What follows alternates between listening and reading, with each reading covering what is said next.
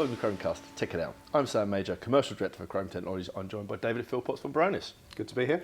So Dave, we're going to go through the data exposure risk of Microsoft Copilot, but specifically how Varonis as a security platform can help mitigate those risks. So if you can talk us through the top three things you and I will cover in today's podcast. Yeah, sure. So we'll talk about, as you said, the data exposure of Copilot and the risks around it. We'll walk you through how Varonis can help in a demo, and then we'll talk about the considerations about how you should roll out Copilot. Perfect. So I guess let's jump into that, right? We've done previous podcasts on Copilot, not you and I, but Krome, on Copilot and some of the risks, and our marketing people probably put a thing up here on that if you'd like to watch that. But let's start with the fact Copilot is a fantastic tool, fantastically powerful, and we're seeing a huge amount of our client base and the world in general kind of jumping in using AI and specifically Copilot. But as you and I know from experience, that is not without its risks. Sure, yeah, I mean, there's been many examples in our customer base and people that we talk to where they've enabled Copilot and they've started to surface data that they wouldn't expect, and they've had to kind of roll back what their ambitions were around Copilot. Yeah, and I guess that's what you guys are out there, and you've been doing this for a long time. You're not new to Krome. We've been working with you since 2017, and you know, you guys have been out there a lot longer than that, but your offering is fantastically powerful. We're going to talk about Copilot, but just looking at the broader implications of compliance and you know, this is not a new problem of people having access to wrong data. It's just that AI is now really, because it's doing some of that discovery before you, it will search everything. It's really rising to the top of this problem. Absolutely. But the compliance problem has been around for a long time. Yeah, absolutely. I mean, the Varonis message hasn't changed in the 20 years that Varonis has been around. The things that have happened are, first and foremost, we had some data privacy legislation came along, which everybody suddenly went, oh, actually, all this stuff that we say we do, we probably better do it now. And now Copilot's come along, which is absolutely highlighting the risks around the lack of data security that most organisations have. So we've seen it a lot in the market. We're helping organisations get better at it. But I think it's really important to understand that data security is different to what we think of security within the IT industry. So most people seem to think of it as, I've got some firewalls, I've got some endpoint, I've got some EDR, I've got some SIEM, I've got some outsourced SOC. Security is all good. But actually data security forms no part of that normally. And that's where Varonis play, and that's why we're seeing all these risks around Copilot, because we know that users have far too much access to data. We know that Copilot is going to use all that access to surface information when those users run Copilot queries, and it's just highlighting the risks that's there at the moment. So these risks are there. Copilot, as one of my customers said, is an insider threat on steroids. Yes, yeah, absolutely. So like I say, it doesn't care. You ask it to find something, if it has access to it, it will find it and it will highlight, these aren't new risks as you say, but it is, and the on steroids bit is great, because it really is driving home this message of, obviously we're a cybersecurity house and we talk about perimeter and all that sort of stuff, but it is that insider threat, and now it's actually, you know, helping people, as it were, find things they shouldn't find. And I know we both have examples of people going live with Copilot, having not been ready, and that can be quite catastrophic. It can be, yeah. I think, you know, I genuinely think that we are going to see a big data breach, and it may not be Copilot, but definitely Gen AI will be involved at some point as well. There's the EU AI Act that's coming in to kind of help prevent some of this stuff from happening, or make people be more responsible with their Copilots and with their AI in generally. But actually, if you look at the risk score, Copilot is a low risk item. And I know that Copilot is already quite high risk for some organisations, but in the grand scheme of things, it's relatively low risk. So everybody's thinking, well, it's probably fine. But I talk to a lot of security professionals. They are terrified of releasing Copilot into their environments because they just don't have a handle on what their data security is. I mean, realistically, there are three things you need for data security, and it's pretty kind of basic stuff, really. You need to know who's got access to your data and how, through any kind of configuration or permission or policy or whatever it is that's granting it. You need to classify all your data so you know where your sensitive data, be it regulated or business sensitive information, and you need to monitor all the activity around that to make sure that people aren't misusing those. And if you can't answer yes to any one of those three, you are not doing data security, and you run the risk of running a Copilot or something else like that, and a data exposure happening in your environment. Yeah, and the thing is, you've rattled off. There's just 3 things we have to do, right? To be secure. I know, very simple. Very simple, but it isn't, right? No. And that's the problem. Is there's very little out there outside. I mean, there are other vendors out there, but you guys are particularly strong in this area of. You can do that. Yeah, you actually absolutely. can help people work out what is it, where is it, who has access to it. Yeah. And this problem just gets, obviously, the bigger the business, the bigger the problem, the more data, the more pots of data we have in all different regions, and actually different regions bring different challenges, because we're talking about, obviously, the Gen AI problem, but the compliance problem. Is it GDPR? Is it SOX? Is it HIPAA? What is that data regulation? How does that change geographically, location to location? How do you manage that inside a business? So these three things we need to do that very simple are actually incredibly complex, but that's something, that's why I work with you guys, is you do make it very simple. You know, you've kind of evolved the model now with the kind of the cloud-based model that you have to actually be able to deploy far easier and get to work on reporting, and we'll see that in the demo in a bit, but very powerful. What is it, who has access? And the bit I like as a Luddite, a nice bit that goes, oh, and if you did this, we could fix these problems. Absolutely. But that, to me, is the most powerful thing, because it's one thing understanding of what I have and who has access, but how do I start to remediate that? That's where you guys are incredibly strong. Absolutely, and the remediation is part of the challenge, right? Because if you try and use any of the native tools, and we'll talk about Copilot, but in Salesforce they have their own AI, which is Einstein. Google has Gemini. You name it, whatever platform you're looking at, there will be some form of AI in it. You need to have visibility into all these things and automate the remediation of that, as you say, because imagine in 365, I want to fix access control lists in 365, and sharing in 365 and access control lists are incredibly complicated, because you can share data at a site level, you can share it at a folder level or a file level, you can share it with people, everybody in your organization, you can share it with individuals, you can share it with people outside, external guests. The list is almost endless. You need to be able to understand all of that sharing and all of that access, and also the context of what type of data is being shared to work out if it's appropriate. The only way to do that is with automation. You just can't do that manually. And even if you could and you try to remediate, your best bet to remediate is going to be PowerShell. And the chances of you actually getting all that information right and doing the remediation without locking people out of their sites or folders or files or breaking a business process is and also very small. you can do that manually if you want, but that's a never-ending. The moment you fix it here, you're out of date. It's like snapshots of improvements, right? So it's perennially out of date. Whereas obviously with you guys, it's constantly looking and adjusting and advising. Absolutely. So we turn the automations on in the platform.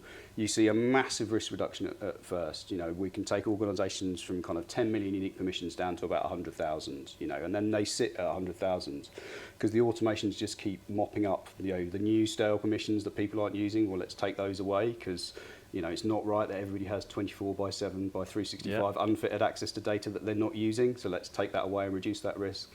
Let's remove people from groups if they're not using that group membership. Let's disable stale users. Let's clean up all your guest users that aren't accessing your system anymore. Let's take away all these links that are oversharing data with everybody in the organisation. And one thing that I see all the time, so I do a lot of risk assessments. That's part of my job within Varonis.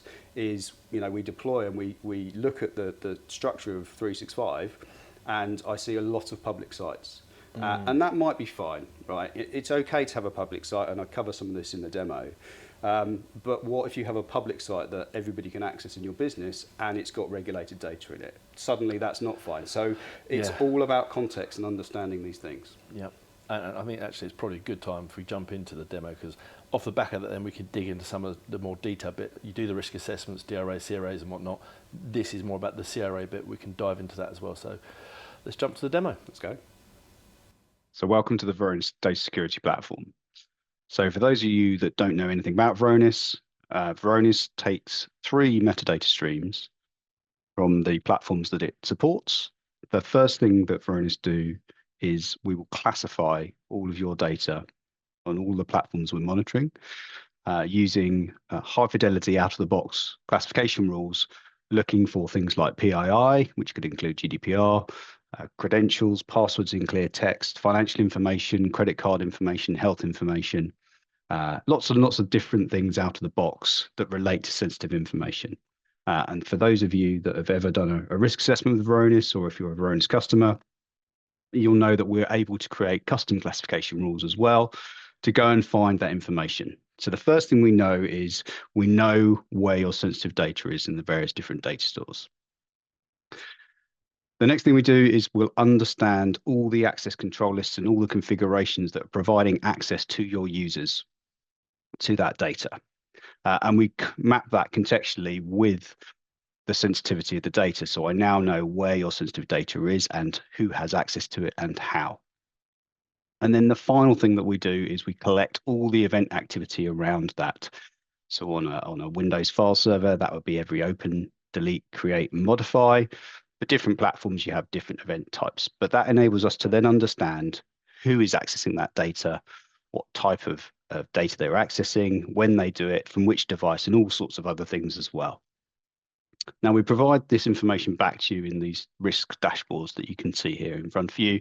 So we have a compliance one, which aligns to the data classification that you have, and then the different platforms that we would monitor.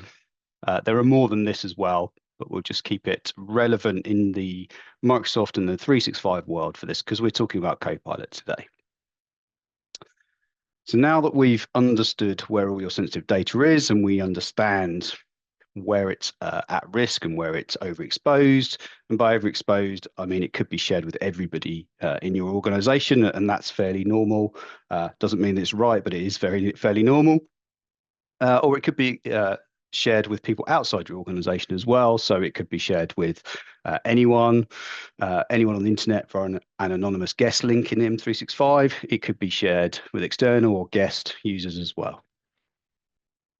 Now, when we are talking about things like Copilot and generative AI, the way that they would access the data in your environment is in the context of whichever user is running the query. So whichever user, whatever they have access to, that is typically what the AI and Copilot will gain access to. There are some exceptions to that. There are some controls you can put in place, but most organizations haven't got that far with it. They just know they want to turn on Copilot and reap the benefits and the productivity gains that it's going to give you. So what are some of the challenges around this? Well, if I jump into SharePoint Online, there's lots of different ways that you can share data in SharePoint Online, and by extension Teams and OneDrive, because they are all built on SharePoint Online. And the first thing I do when I'm looking at organizations is I start to understand what the exposure of sites is, because you can share at every single level. You can share at a site level, you can share at a folder level, and you can share at an individual file level.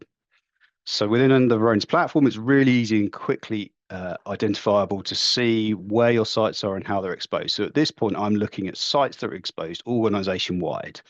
And it might be right that you have a site that's exposed organization-wide. For example, this site here is called All Staff. It could be holding information about for new starters. It could be holding company-wide information that should be shared. And in Varonis, we talk a lot about context. And the context that we're able to show you here is that this site contains sensitive information. So you can see the classification rules that we've matched over here. So not necessarily wrong that this is a public site as they're described, but potentially wrong that it's holding lots of sensitive information. And that's a really important point. And why do we say this is organization-wide, and why am I saying it's a public site? Well, when you create sites in M365, in SharePoint and Teams, you have a few different options. So you typically have the ability to create one as a private site or a public site. And these have been created as a public site. So we tag them as organization-wide.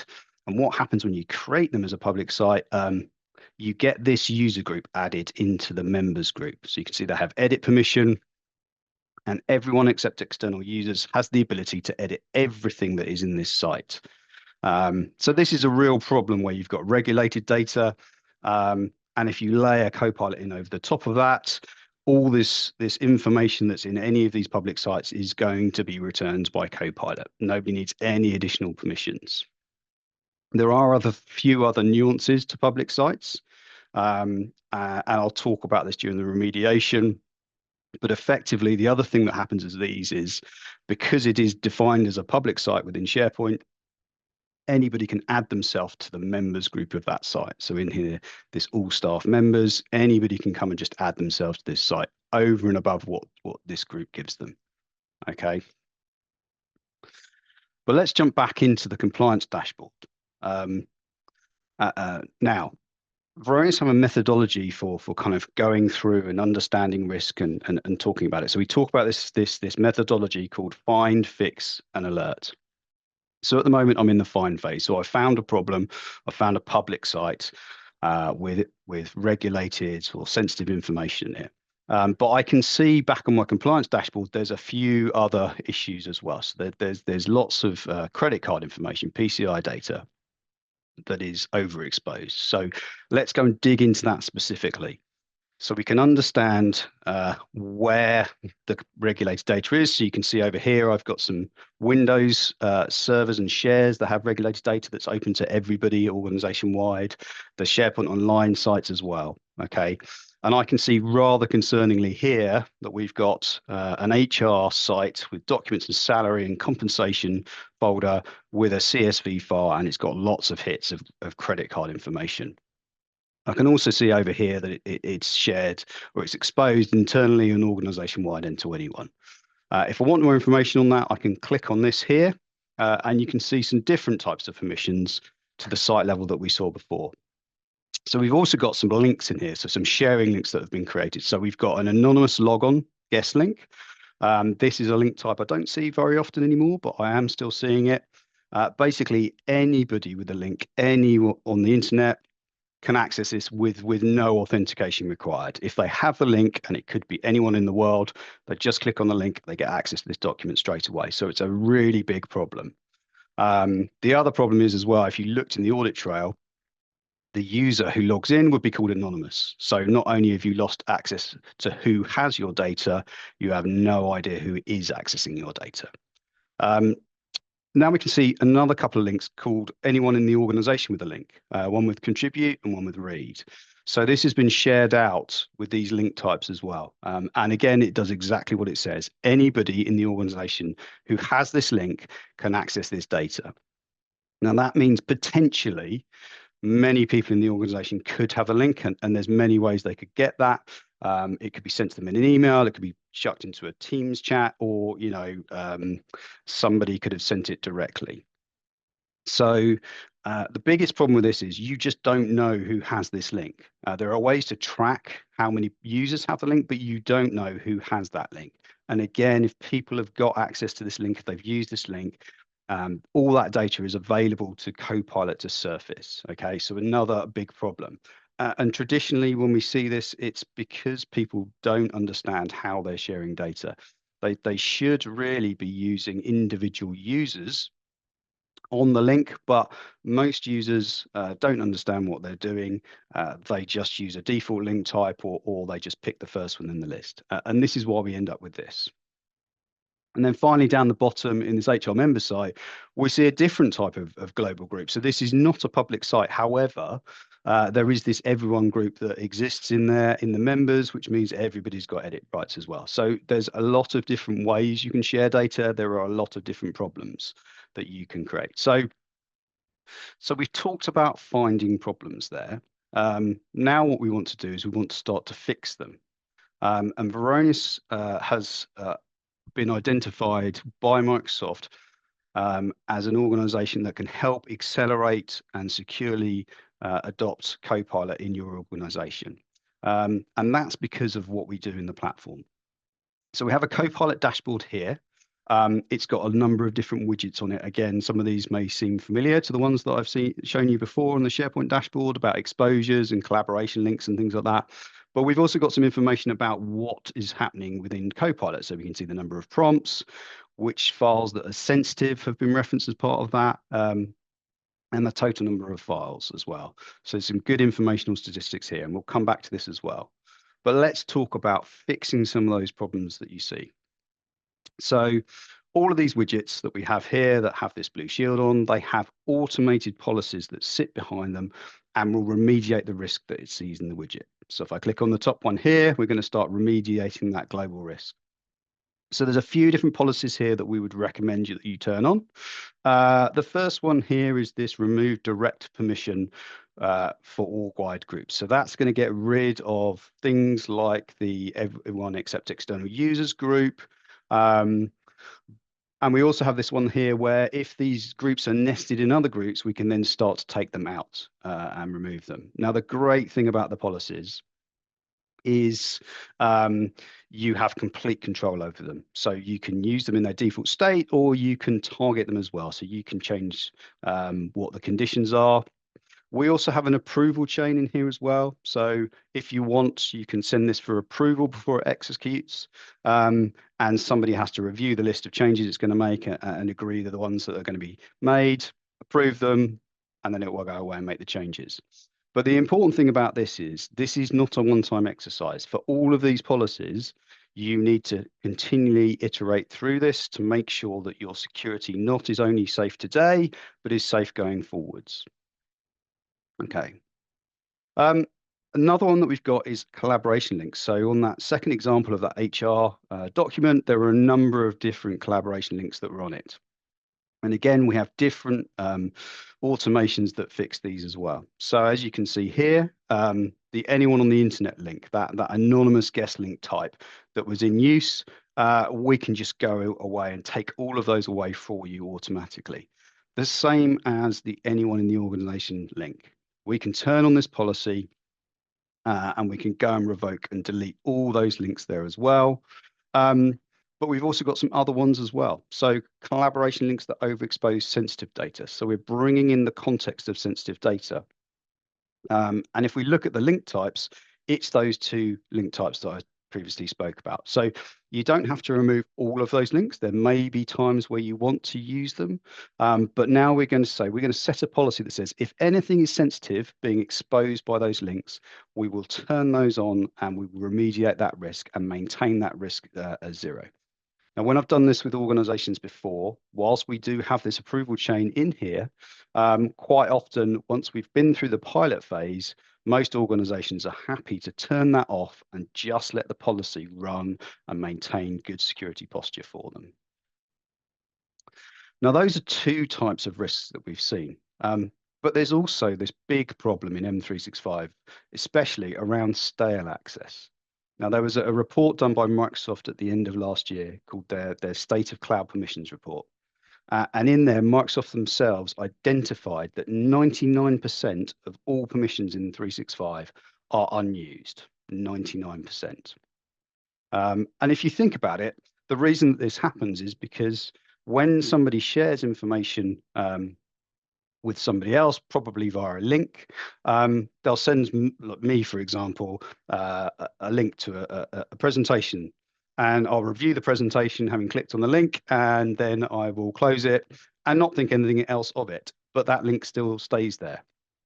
And if I need access to that presentation again, do I go and find the link in my email or in the Teams chat? No, I don't. I just go and ask the person for the link again, and they share it with me again. Okay, and that's the typical behavior that we see. Other things that happen are where people get added into Teams groups, and then they no longer work on that, and they get removed from that project or whatever it was they were working, but their permissions just get maintained. So we end up with lots and lots of resources that have lots and lots of access that's no longer required. However, when you start layering in Copilot and you start to use Copilot, because that access is there and because Copilot is going to use all those user permissions, it's going to return data that people just don't need access to anymore.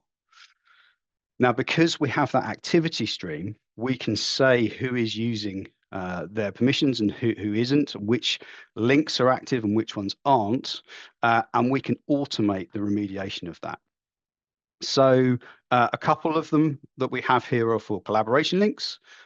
So one, if the entire link is stale, nobody's used it for a period of, say, 120 days, so 4 months, let's just delete the link. Yeah, because there's going to be no impact to your business. And this is the important bit about all these remediations. Because they are intelligent, because they have the event stream and that we understand the sensitivity and all the permissions, we can confidently turn these on without impacting your business. We're not going to break a business process by remediating something. We can also take off people who aren't using links. So in the event that somebody shares something with 10 people in the organization, 2 of those people save the link and use it on a regular basis, but the other 8 people don't, well, we'll just take those 8 people off that link. Yeah, we'll maintain the link with those 2 people on and remove those 8 people.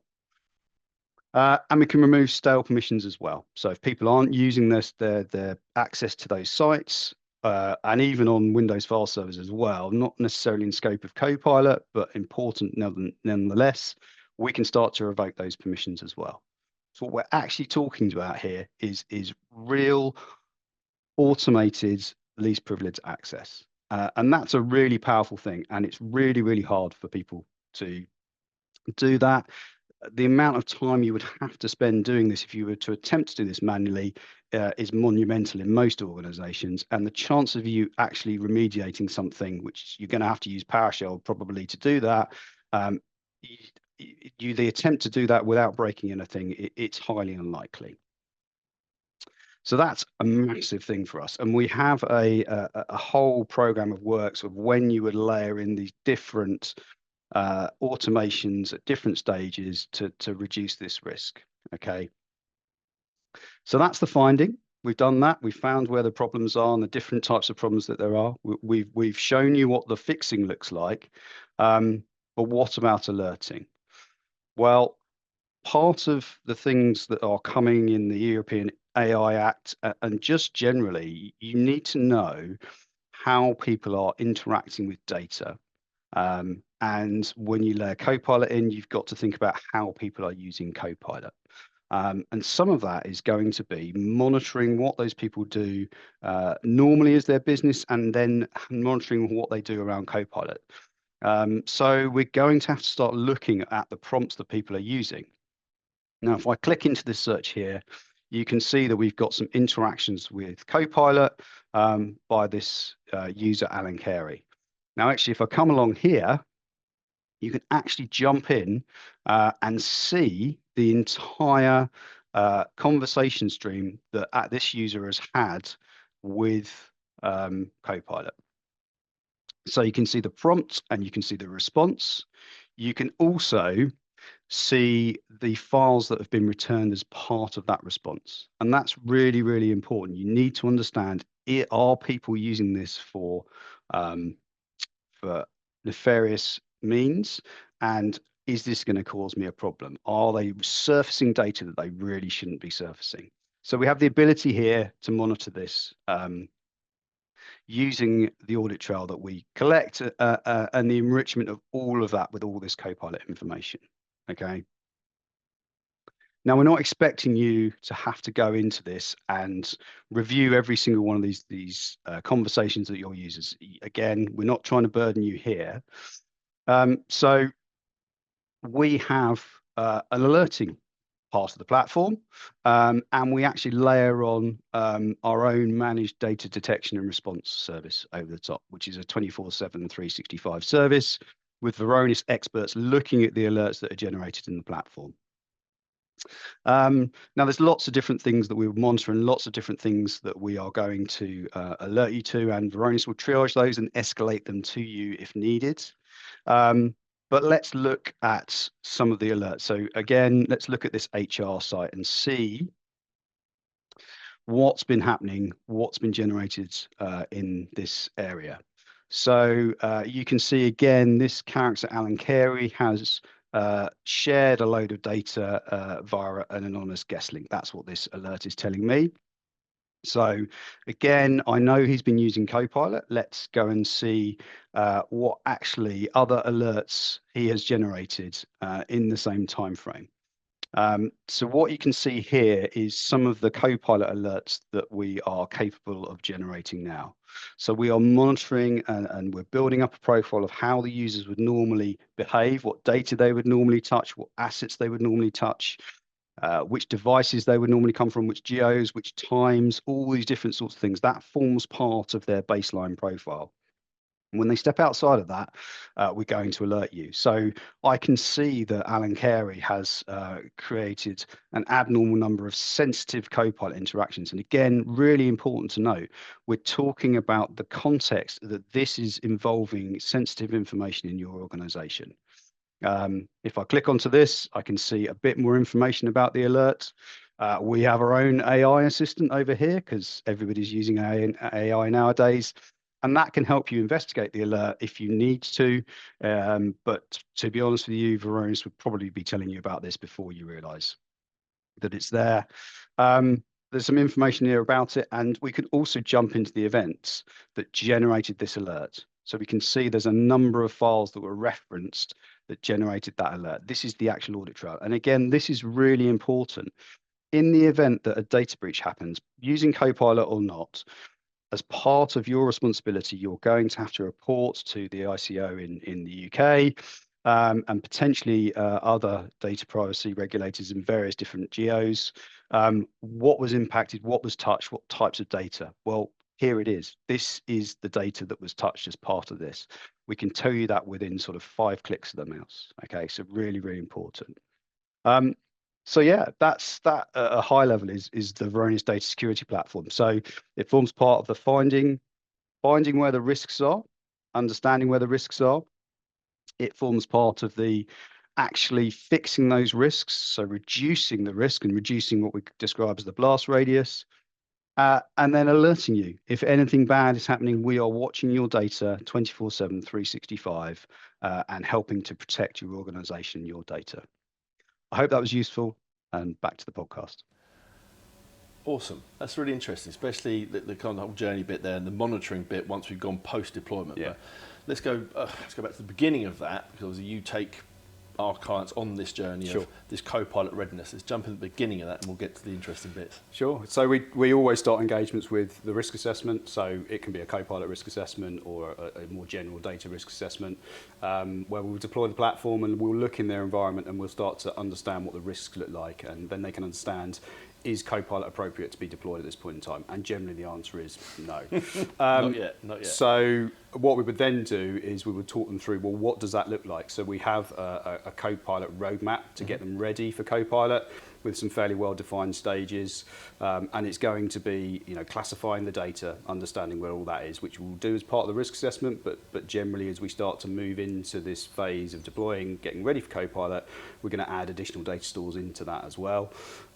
Once we've understood that, we can then start to remediate some of the risks. So there's some quick wins around flipping public sites into private sites and getting rid of that.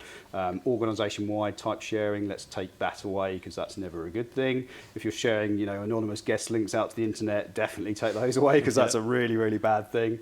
But then we can start to move into understanding how users are interacting with data and whether the permissions and the sharing links that are there are stale. Now that takes a bit of time. So typically we talk about sort of a 4-month window from deployment. Now, obviously, if you've done a risk assessment with Varonis, we have some data there. We typically, like the users or organizations to become customers. So we can roll it straight into production, and then we still got all that intelligence that we've gathered before.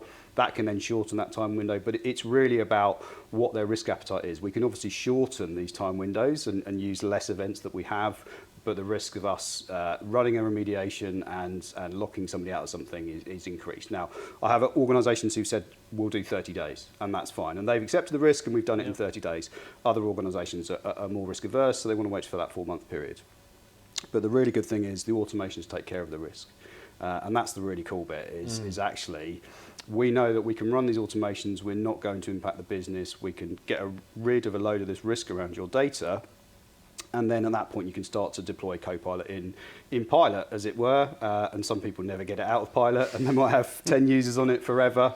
But once that's happened, you can start to then look into the Copilot interactions. You can work out what your business use cases are for Copilot, because I'm very much on the data security side, but obviously there's a whole piece around Copilot of actually, why are we buying it?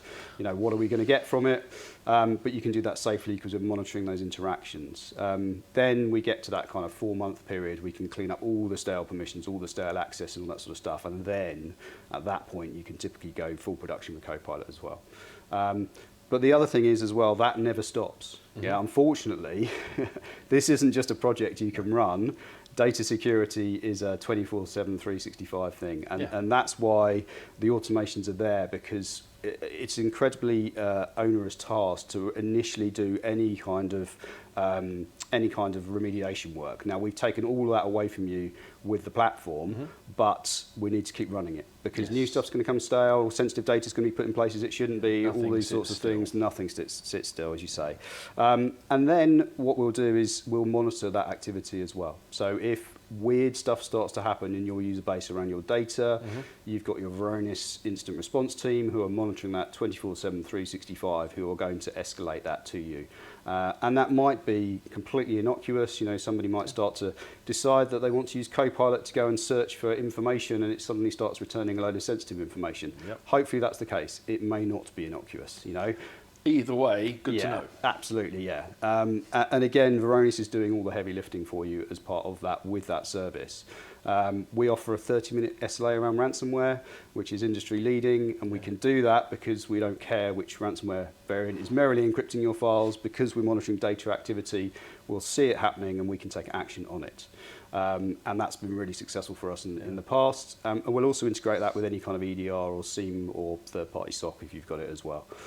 So it is a full solution from Varonis around data security. And we're obviously talking about Copilot, but we do this across lots of other platforms as well, IaaS, PaaS, SaaS, all these sorts of things as well, bringing those in. Because, again, one thing that people don't really consider around Copilot is you can actually put Copilot into applications like Salesforce. You can add these connectors in as well, and depending on how they're configured, you could be pulling all the information out of Salesforce into your Copilot in 365 as well. And we've seen a little bit of that, but fortunately, you know, we're aware of that risk happening, so we can help you with that.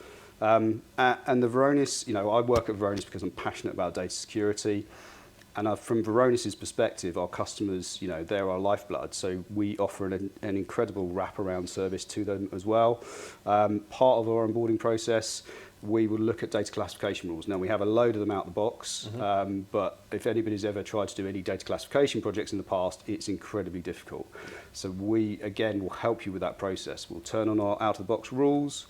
We've got some classification engineers that will come in and look at those results with you, make sure they're returning the right information, help you build any custom rules that you want as well.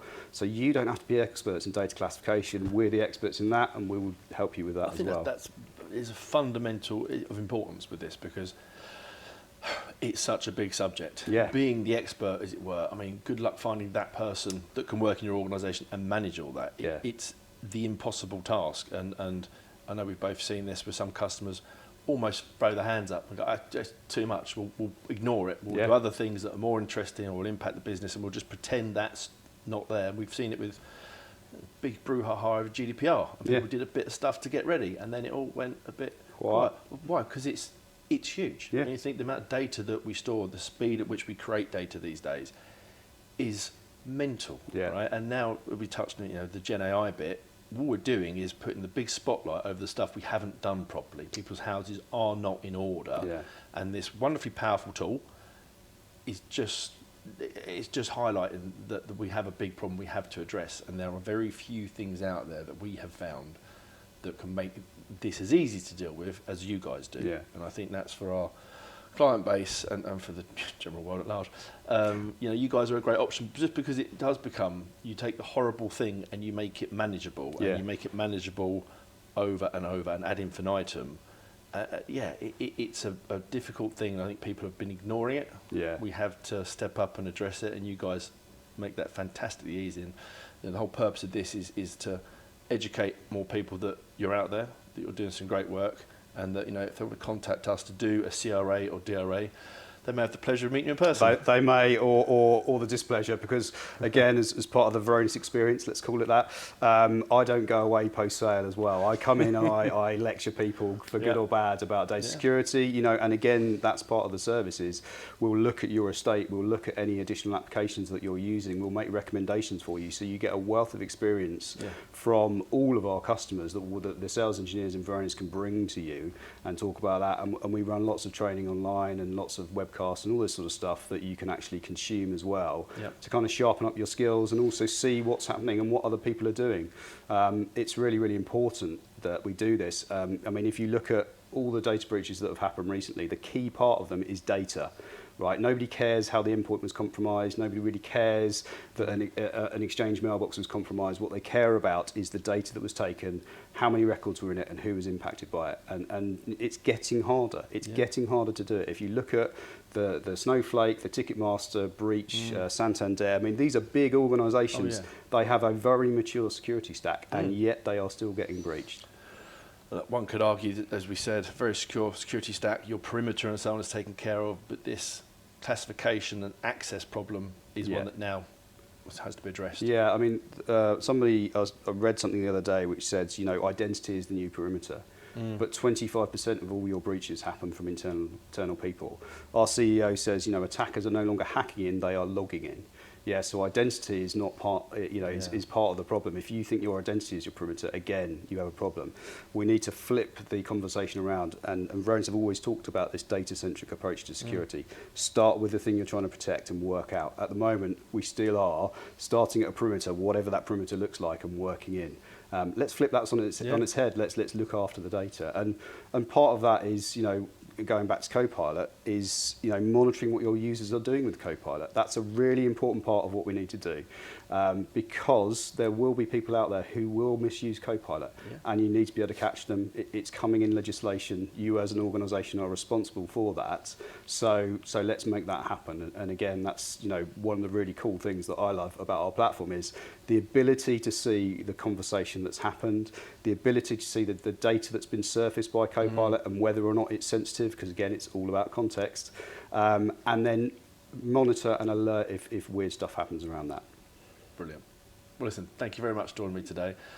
Probably won't be your last time on it. I think it's an ever-expanding subject that has to be dealt with, so I'm sure at some point in the future we'll dig back into this. Yeah, thanks for having me. No problem at all. And thank you for joining us on this episode of Chromecast. Remember to like, subscribe and share, and if you'd like to see Dave back covering anything else, leave it in the comments section below. Check it out.